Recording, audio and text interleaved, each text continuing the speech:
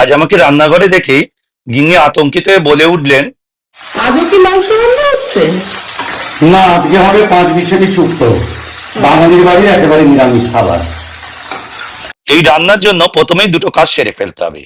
সমান পরিমাণ সর্ষে পোস্ত দিয়ে সেটা পেস্ট করে ছেঁকে জলটা আলাদা করে রাখতে হবে।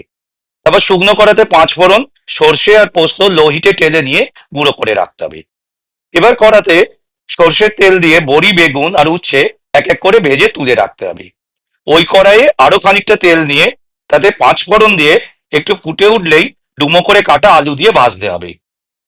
যখন আলু বেশ লাল হয়ে আসবে তখন এক এক করে পেঁপে, কাঁচা কলা, ঝিঙে, সজনে ডাঁটা সব দিয়ে নাড়তে হবে। খানিক নরম হবে যখন, তখন আদা বাটা দিয়ে নেড়ে আগে বানিয়ে রাখা সর্ষে পোস্ত বাটার জল আর হলুদ নুন দিয়ে ঢেকে রান্না করতে হবে। তারপর ভেজে রাখা বড়ি, উচ্ছে দিয়ে সব শেষে দেব বেগুন। ঘন করার জন্য অল্প দুধে 2 চামচ আটা গুলে দিতে হবে। আমি খানিকটা মিষ্টি পছন্দ করি বলে ছোট চামচে 2 চামচ চিনি দিয়ে নামানোর মিনিট কতক আগে দিতে হবে পরিমাণ মতো ঘি আর সেই আগে বানিয়ে রাখা ভাজা মশলা। ব্যাস রেডি প্রথম পাতে শুক্তো। আর শেষে যাকে দেখছেন ওর নামই তো রুবি, ওই তো আমাকে সব সবজি কেটে রেডি করে দিয়েছে।